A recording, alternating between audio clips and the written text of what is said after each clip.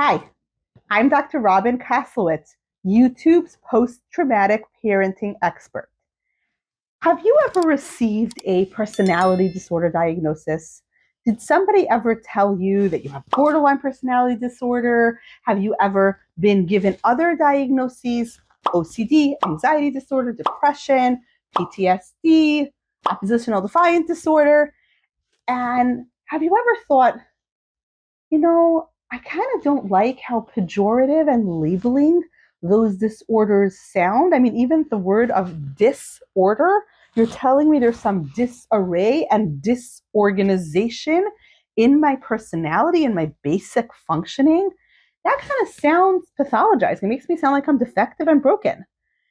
And you want to understand your diagnosis better and perhaps invite yourself to see it through a very different lens. Has that ever happened to you? Have you ever thought, I get why I have this label. Maybe it helps me bill insurance and get my therapy paid for, and I get that that's perhaps what my medications depend on. But like, really, you really have to give me this kind of a label? This kind of sounds hopeless. So that's it. I have this personality. That's it. I have this disorder. I'm doomed to be dysfunctional forever. That's what you're telling me. I just simply am in this category. Has that ever happened to you?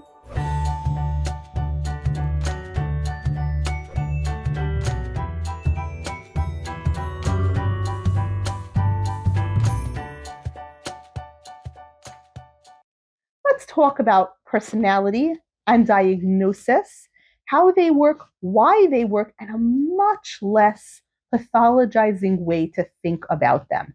Because I have PTSD and I don't consider myself defective or broken. At this point in my life, PTSD is not how my brain dysfunctions, it's how my brain functions. It just doesn't function in a psychotypical way. But first, if you like this kind of content, if this is speaking to you, if you want to know what I mean by psychotypicality and psychodiversity, click subscribe below so you never miss another episode. Because there's actually three ways to think about our personalities and our diagnoses that are much less pathologizing and labeling and kind of disabling and looking down on than perhaps what is currently out there. So I like to use the term psychodiversity and neurodiversity when I am talking about anybody who is psycho or neurodiverse. Like I said, I have PTSD. I don't consider PTSD to be some aspect of dysfunction, even though in the name is the word disorder, post-traumatic stress disorder. I like to think of it as post-traumatic stress syndrome or post-traumatic stress symptoms because that is true. But when we think of post-traumatic stress disorder as though it implies dysfunction or damage, we're missing a very big picture. Because I think a lot of times diagnosis comes out of that medical model with this idea that like there lies the dysfunction. And like if we could cure that, the person will be fine. When in fact, most of us who are not psychotypical, right, who are psychoatypical, who are neuroatypical, have been living for our conditions for a long time, and we figured out how to work with them. And we know how we function and how we don't function, and we plan and live our lives accordingly. So to label it as some sort of a like disorder that is now that's it, that's the disease because it comes from that medical model, doesn't really account for the fact that we live our lifespans. So let me explain my way of thinking about temperament, personality disorder, and psychological diagnosis, and give you an invitation to think differently about these things. So when we're thinking of temperament, so temperament is the basic wiring of your brain. And all babies are born with temperaments. All babies come differently wired out of the box, right? They're born, and we can observe children in the nursery, and neonatal nurses can pretty quickly identify kids' temperaments. There are studies that show that neonatal nurses were able to pretty quickly identify which kids were rhythmic, fell asleep pretty predictably, woke up pretty predictably, were fed pretty predictably, even eliminated, like had diapers pretty frequently, like on a schedule, and which kids were unpredictable. They were able to tell which kids were reactive. Some kids, you change their diaper and they shriek. And some kids, you change their diaper and they fuss a little and then they're calm, right? Some kids just naturally are more avoidant of social contact, and when you try to like catch their gaze for too long, they just fall asleep. Some babies are really alert and sociable and looking for stimulation right from the get. So that's temperament. So temperament is that basic neurological wiring that every human is born with. And temperament then intersects with our life experience, with good enough parenting or not so good parenting. Temperament will intersect with trauma and traumatic experiences, and temperament will intersect with stressful experiences in life. And temperament plus life experience turns into what people call a personality. So child temperament, all grown up, partially becomes personality. If you believe in the construct known as personality, because we're going to get into that. So, because I really do believe that personality is not a prison. Personality is an instance of learning. So, how do you know the temperament of a child? The easiest way to figure out the temperament of a child, think of your own children, is observe them in a moment of stress. Stress a kid out, and you are going to know pretty fast what their temperament is. And of course, it's not so nice. It's not so ethical. Don't stress a kid out on purpose. But here's the thing. Life provides stress. So it's not that hard to observe kids, and stress will happen. Because remember, it's the stress of like, wait, what did the teacher say? Do I turn to page 20 or page 25? I don't know how to do this math yet. My best friend isn't smiling at me. Maybe she hates me, right? There's these little life stressors that happen. We're having a fire drill. Oh my goodness, right? Stress happens in life, and you can see pretty quickly what kids' temperaments are. You're going to have a teacher who says to her class, "Hey guys, next Tuesday we're going on a trip to the zoo," and the kids are excited. Yay, a trip to the zoo. Maybe some kids are a little apprehensive, but what if there's lions, right? Maybe some kids are a little bit more like rigid about routines. What? We're not going to have gym on Tuesday, but I love gym. On the whole, though, the class is very excited, and we're beginning to see some temperaments, right? Tuesday comes, and the teacher says, "Oh my gosh, guys, it's too windy. The zoo said we can't come. We're going to have to go next Tuesday." And you're going to have kids who are like, "Okay, fine. I get it. Yeah, that's life." And they're fine. Those kids have a more, let's label it an easygoing temperament, maybe. There's a lot of ways to understand temperament and like a million different building blocks of temperament. And we can talk about kids who are reactive and kids who are neurotic. There's all sorts of labels, but that's not what's important now. So then you're going to have some kids who are super reactive, who are going to get really mad. What? No fear. You're a liar. You promised me a trip to the zoo. No one ever gives me the things I promise. I'm so mad. Right? They're reactive. That's probably their temperament plus some life experiences. So personality is a little bit starting to form.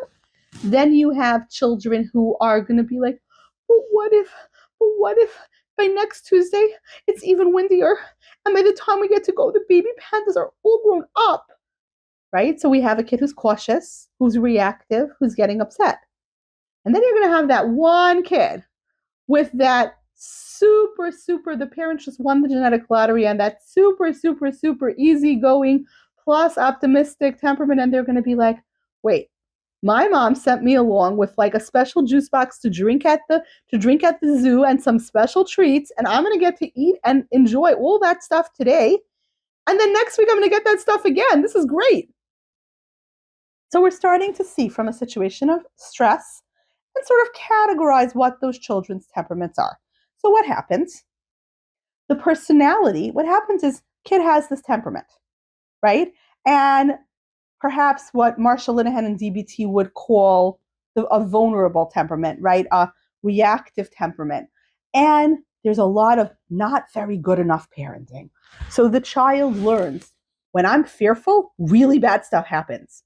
When I dare to try, not only do I not succeed, but there's no one at home to comfort me. So this child learns a certain pattern. They begin to learn to avoid high stress situations. Maybe the child learns to lash out in high stress situations. No one's going to protect me but me. And I have reactivity in my temperament. So I get angry easily. And I know no one's going to protect me but me. So I'm going to hit first, right? I'll fire first, straight ahead and damn the torpedoes. I don't care. I'm going to go for it. No one's pushing me around. And we know from neuroplasticity research that neurons that fire together wire together, which means the more you rehearse a pattern, the more that pattern becomes natural in your brain. You're just really used to doing it that way. Somebody stresses me out, I yell at them. Somebody stresses me out, I run in the other direction. Somebody stresses me out, I people please, and I do whatever I can to calm that person down, but I'm not really engaging with them in a way that I would a friend. I'm just keeping them happy and soothed, right? So that temperament, like I have a cautious temperament. Okay, I'm cautious, and either I'm going to run away from anything that could be challenging, or I'm going to super over prepare when I'm challenged. I'm starting to see the same building block turn into two different personality styles.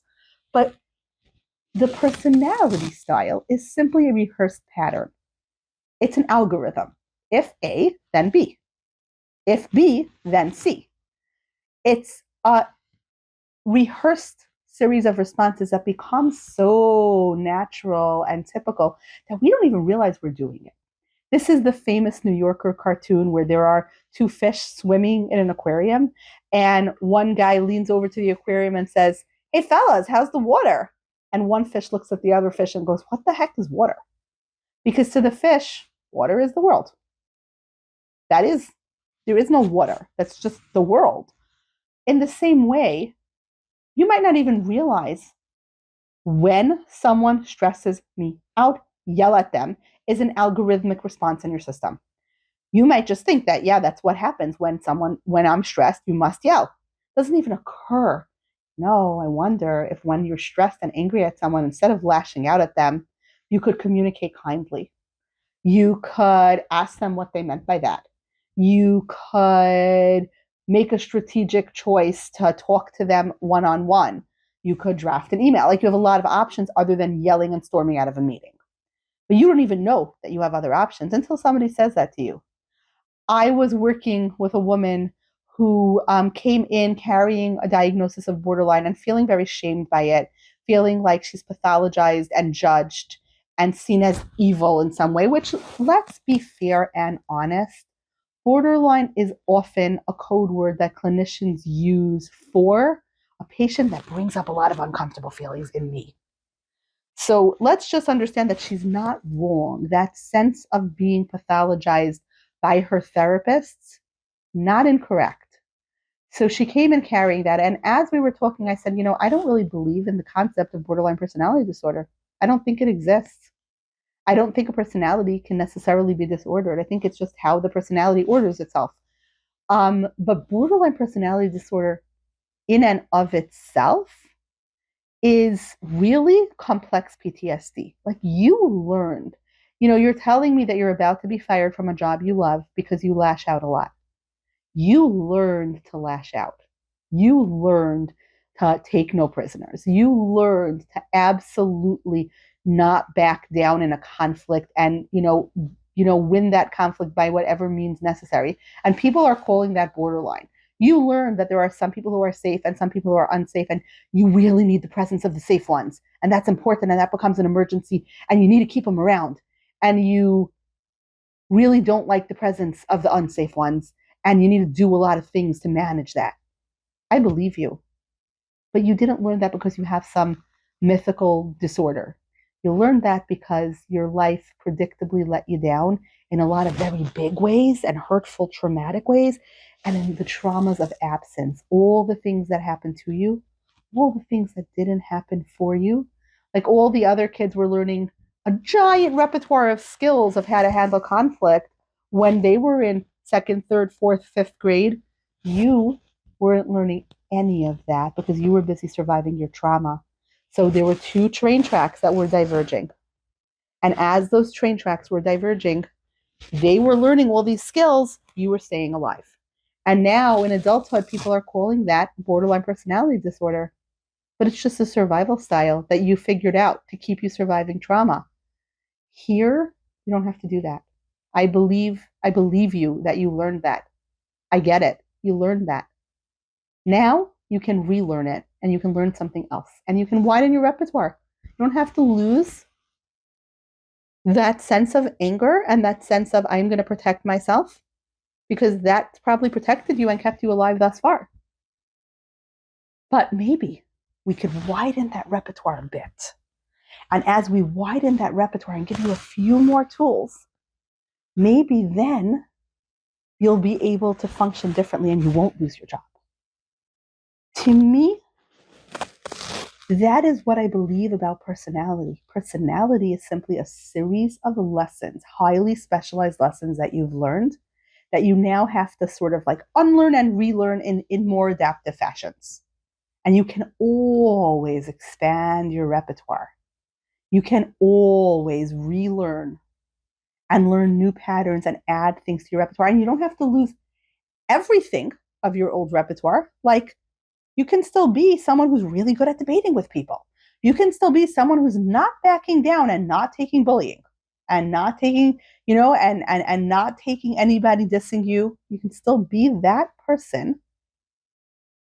And you can also, instead of yelling at a coworker, communicate and compromise and negotiate and be the bigger person and perhaps be the first one to say, yeah, our conversation didn't go so well. Let's see if we can redo that. I'm going to take responsibility that I made assumptions about what you were saying, and maybe perhaps you were trying to say something different. So let's start over. And you can do that. You can learn that skill. Because however you learned the first skill of attacking back, you can learn a new skill without losing that other skill, because I think that that can be your superpower and you can use that really well. I have PTSD, which means I can be very hypervigilant. I worry a lot. And I imagine every single possible negative outcome for anything, right? And you know what? I can put that to good use. So first I can be like, oh my God, we're going to die when it's anything. So I can take that and I can say, well, what will make us die? And then I can listen to my trauma app in my brain that tells me, and I can say, okay. So, for example, if I'm giving a conference, I'm giving a workshop at a conference, I can, and I'm like, what if I humiliate myself on stage because I underprepared and I don't have enough to talk about? You know what? Let me have some supplemental material slides. So, just in case I get through all my material and I have extra time, I have the supplemental material and I'll use that. But what if you run out of gas, I'm going to make sure to fill my gas tank up so I get there and I'm going to leave early to get to this event where I'm speaking so that I can get there on time and early and orient myself and be all ready to give my speech. But what if you get a flat tire? Yeah, that's why I have a spare. But what if your car engine dies? Yeah, that's why I have a battery and I have a remote starter and all of those kinds of things. Um, but what if, and I can go on and on and on. And then eventually I'm going to come to a what if that my trauma, well, what if a new outbreak of COVID pops up tomorrow? All right, I'll either give the speech via Zoom or it will be canceled. Cannot control COVID. That we have learned. What if it's raining? Yeah. Okay, can't control that if it rains. That's why we have windshield wipers and raincoats. And so, in other words, I can listen to my trauma app and the valid information it gives me, like I can build redundancies into my redundancies. I'll bring along an extra pair of shoes just in case I break a heel on stage, whatever trauma warns me. And if it's reasonable, if it's not reasonable, like I'm not bringing along, I'm not towing a second car behind my car just in case I break down. I might have an app for Uber installed on my phone, but I'm not going to do that, right? So there comes a point where trauma is going to warn me, or trauma is going to be like, you know what? Don't do it. Just don't give that speech. You're going to humiliate yourself on stage. Yeah, I might. Can't promise I won't. I haven't yet. So that's a good indicator. Patterns, right? That's a good indicator that I probably won't. But yeah, I might. But that's okay. That's a risk I'm willing to take. So I can listen to my trauma app And I can even pay attention and validate the valid that it's telling me, but not necessarily reify the invalid. The stuff it's telling me that I don't want to listen to, I don't have to listen to. And I believe personality, that's all it is. Your personality is not a prison. Your personality is simply a specialized instance of learning, and trauma is a super, super, super specialized instance of learning because your personality teaches you something about if A then B. If this happens to me, this is what I do, and you've rehearsed that a lot. So now neurons fired together and they wired together, but neurons can fire together and not wire together. If I say to you right now, Mary had a little, you're all going to say lamb.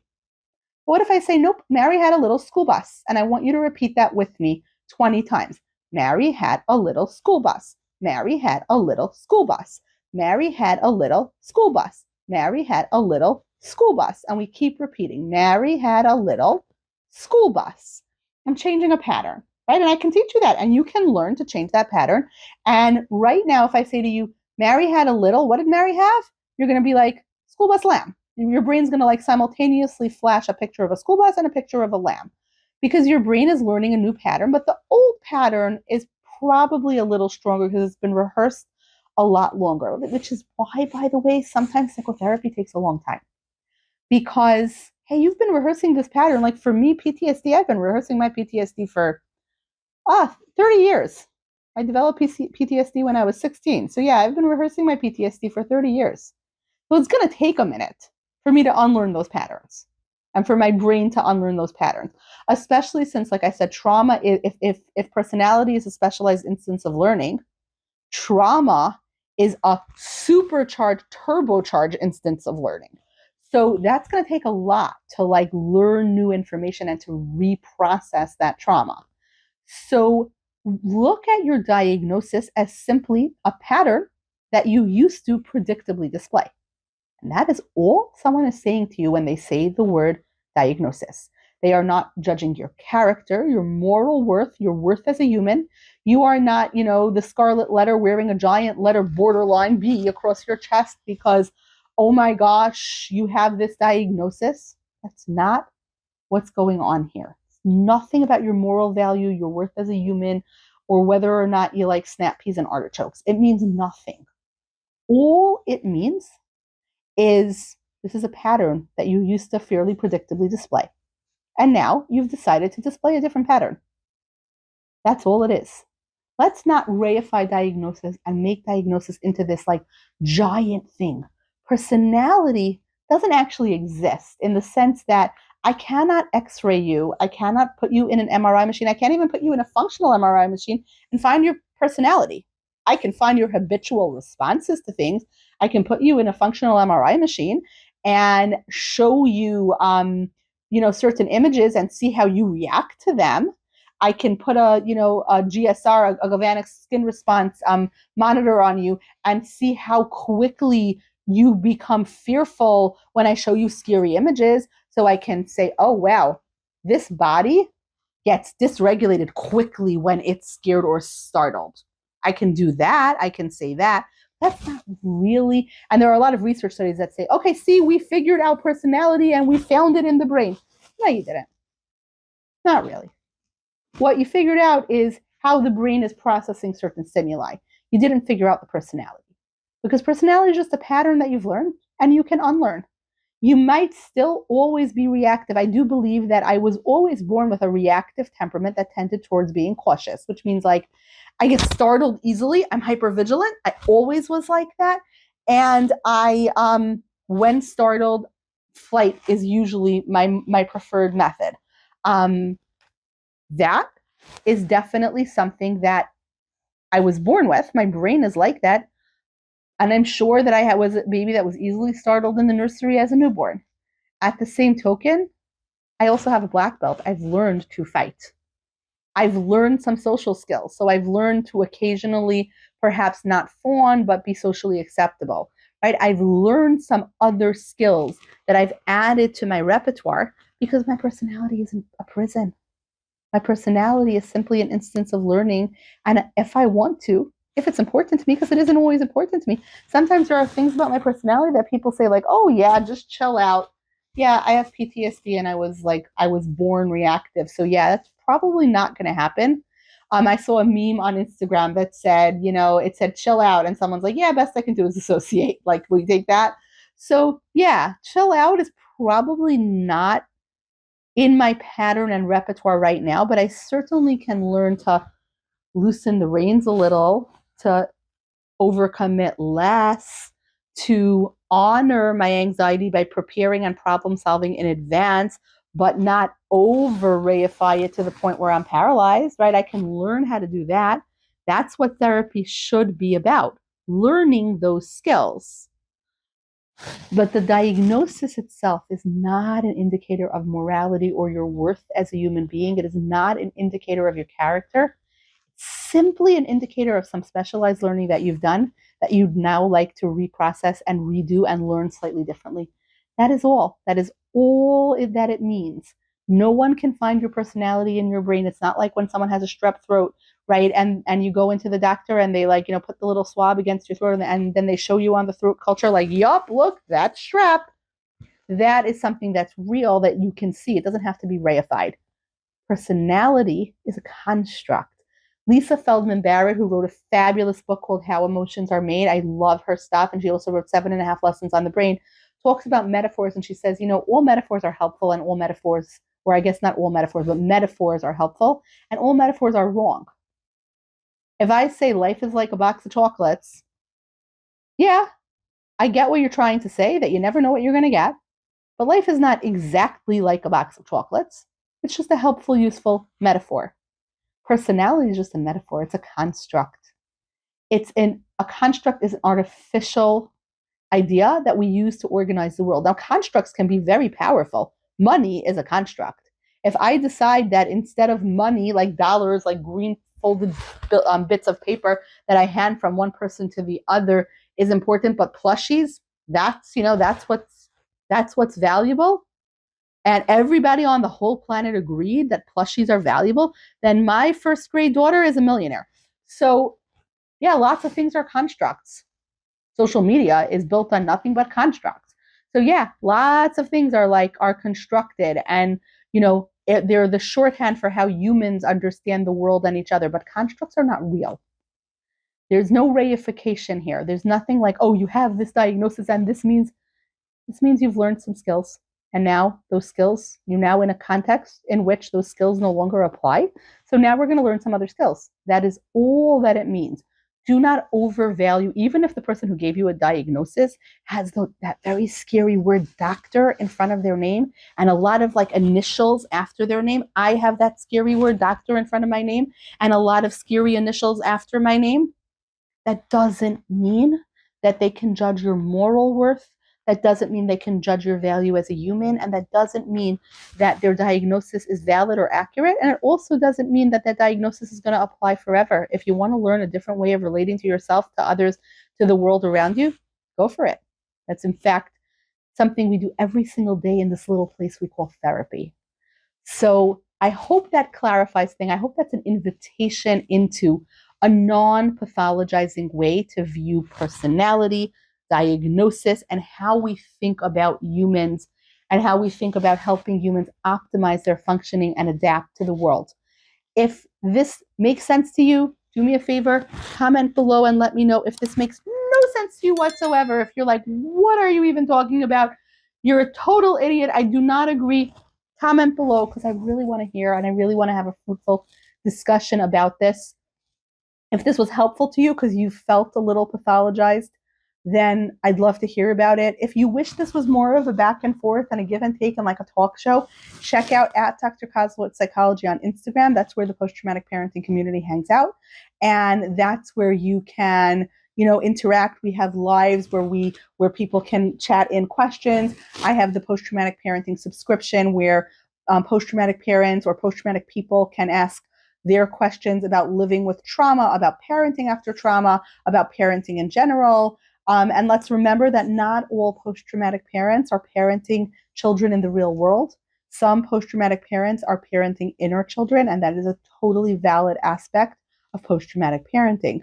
So Check that out. If you want to learn more about specific parenting tips and tricks and skills, check out the Targeted Parenting blog on Psychology Today. And if you like long form interviews with various experts and guests, check out the Post Traumatic Parenting podcast, available wherever you get your podcasts. Bye bye. See you next time.